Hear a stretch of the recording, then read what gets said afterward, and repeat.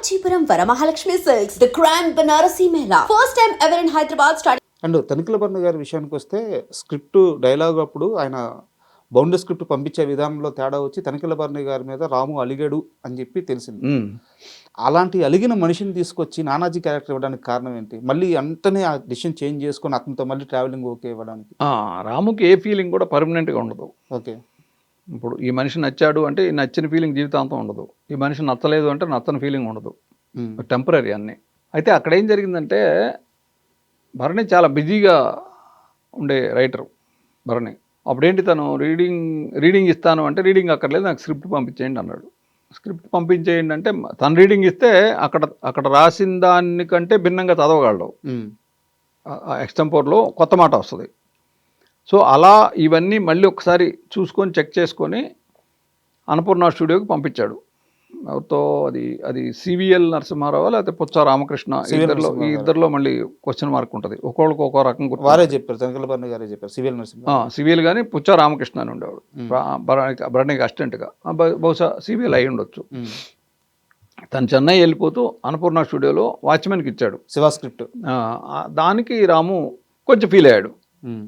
Feel అయిన తర్వాత మళ్ళీ భరణితో మాట్లాడుతూ భరణిని కలిసినప్పుడు ఒక గెటప్ అంటే నేను ఇలా అనుకుంటున్నానంటే అయితే ఒక్క నిమిషం ఉన్నాయని తను భరణి డ్రెస్ తెప్పించుకొని వేసుకొని ఒక పాను వేసుకొని ఇలా ఉంటాడు నానాజీగా చూడంగానే ఫెంటాస్టిక్ ఓకే అని అతను అప్పుడు ఫిక్స్ చేశారు. భరణి గారి రియాక్షన్ ఏంటంటే మీకు అప్పటికి భరణి గారితో ట్రావెల్ ఉంది కదా, చాలా క్లోజ్ భరణి. అంటే అప్పటికి నేను మా సినిమాలకి గౌతమి కాదు శారదాంబక ఆయన రైటరు, దాంట్లో వేషం కూడా చేశాడు. మొన్న అడుగుతున్నాడు రాము గారిపాల్ నన్ను, భరణికి ఇదే కదా ఫస్ట్ అంటే లేదు, అప్పుడు చాలా సినిమాలు చేశాడు. కనకమహాలక్ష్మి, లేడీస్ టైలర్, మా సినిమా గౌతమి క్రాంతి కుమార్ గారిది, ఇంకా వేరే సినిమాలు కూడా చేశాడు. సో తనకు తెలిసిన భరణి ఇదే సినిమాలో చేశాడు అని అనుకుంటున్నాడు. ఇక్కడ డిఫరెన్స్లు వస్తూ ఉంటాయి. అండ్ నా డౌట్ ఏంటంటే సినిమా షూట్ అయ్యేటప్పుడు భరణి మీ దగ్గరికి వచ్చి ఆర్జీవీ పనితీరు మీద కానీ ఈ సినిమా వెళ్తున్న విధానం మీద కానీ ఎప్పుడైనా డిస్కషన్ చేశారా? ఎప్పుడైనా డిస్కషన్ అంటే నేను రెగ్యులర్గా మాట్లాడే ఇంగ్లీష్ మీడియం అమ్మా మనకెందుకు అనేవాడిని. అంటే భరణి కూడా మొన్న ఎక్కడో చెప్పాడు, ఇంగ్లీష్ మీడియం అంటే ఏంటంటే జనరల్గా అప్పటికి తెలుగులో అసిస్టెంట్ డైరెక్టర్లు అందరూ కూడా తెలుగులో మాట్లాడుతూ తెలుగు గురించి కొంచెం అయినా ఇంగ్లీషు మాట్లాడటం అది ఉండేది. మీ వాడు ఒక టైప్ అయ్యా చూడాలి అనేవాడు. తనకేం కావాలో అది తీయించుకునే ఇది మాత్రం ఉంది అనేవాడు. తర్వాత రాము అంటే భరణి కూడా రెస్పెక్ట్, భరణి అంటే రాముకు కూడా రెస్పెక్ట్. ఓకే, తెలుగు సినిమా చరిత్రలో ఎప్పటికీ నిలిచిపోయే షాట్ ఆ సైకిల్ చైన్ షాట్. బట్ నిజం చెప్పాలంటే ఒకరోజు ముందు వరకు అసలు ఆ సీనే కన్జ్యూవ్ చేయలేదంట, స్క్రిప్ట్లో కూడా లేదంట. అక్కడ ఫైట్ జరగాలని తెలుసు కానీ సైకిల్ చైన్ తెంపాలని కానీ దాంతో ఫైట్ చేయాలని కానీ ఇవేవి లేవంట. సో సడన్గా థాట్ ఎవరికి వచ్చింది, ఎలా క్రియేట్ చేశారు? అదైతే నాది అని నేను చెప్పను. దానికి ముందు రోజే ఈ సైకిల్ కింద పడి ఉంటుంది, దాని చైన్ లాగుతాడు అంటే అది తెగుద్దా లేదా, మామూలుగా ఒక మనిషి హ్యూమన్లీ పాసిబిలిటీ ఉందా లేదా అనే ఆలోచన ఈ డిస్కషన్లు అన్నీ జరిగినాయి. అయితే ఈ సైకిల్ చైన్ తెగేటప్పటికీ శివ క్యారెక్టర్ మీద విపరీతమైన ఇది ఉంది, ఒక సింపతి. అవును, ఇతను వాళ్ళని కొట్టాలి ఇప్పుడు అనే ఒక దశ ఉంది. ఇప్పుడు అంటే కంపారిజన్ కాదు, తర్వాత ఎప్పుడో వచ్చిన భాష అనే సినిమాలో రజనీకాంత్ విలన్ని కొట్టకపోతే ఆడిటోరియంలో కూర్చున్న ఆడియన్స్ వెళ్ళి రజనీకాంత్ను కొట్టే పరిస్థితి ఆ మూడ్ క్రియేట్ అయి ఉంటుంది వచ్చింది. సో ఇక్కడ కూడా అదే మూడ్ వచ్చింది. అవును. సో అదేమో కొంచెం డ్రమటైజ్డ్ కమర్షియల్ మూవీ భాష, ఇది రియలిస్టిక్ న్యాచురల్గా ఉన్నది కాబట్టి అప్పటికి ఆ మూడ్ వచ్చేసింది. అది లాగిన వెంటనే ఇది లాగితే తెగుద్దా తెగదా చేయి తెగుద్దా ఈ ఎవడు ఆలోచించలేదు. ఆలోచించుంటే సినిమా ఆడేది కాదు.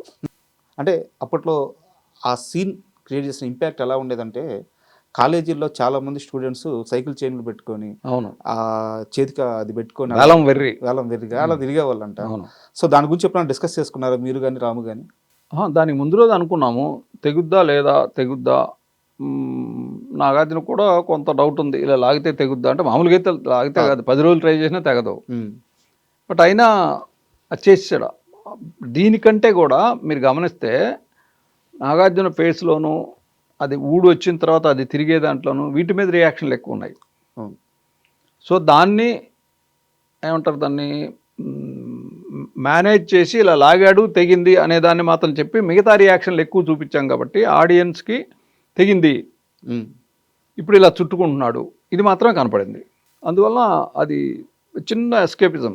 శివ సినిమాకి శివనాగేశ్వరరావు ఎంత ప్రామాణ్యమో, ఎంత ముఖ్యమో, ఎంత ప్రాముఖ్యమో తేజ, అసలు తేజ శివనాగేశ్వరరావు వీళ్ళిద్దరు కానీ లేకపోతే శివ సినిమా ఈ స్థాయిలో ఉండేది కాదు.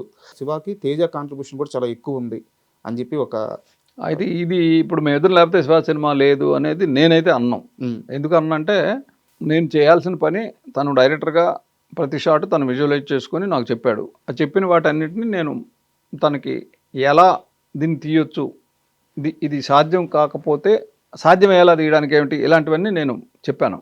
తేజ ఏమో తనకు తెలిసిన సినిమాలు, ఆ సినిమాల్లో కొన్ని షాట్లు అవి చెప్పేవాడు. అంతేగాని శివనాగేశ్వరరావు తేజ లేకపోతే శివ సినిమా ఉండదు అనే మాట నేనైతే ఒప్పుకోను. మీ ఇద్దరం కాకపోతే మరొకరు ఇద్దరు ఉంటారు అక్కడ. అసలు తేజ కాంట్రిబ్యూషన్ ఏంటి శివలో? కొంత ఫోటోగ్రఫీ సైడు, కొంత అసిస్టెంట్ అయితే నేను వంశీ తేజ, నేను వంశీ ఉత్తేజ్ మేమే ఎక్కువ పనులు చేసేవాళ్ళం.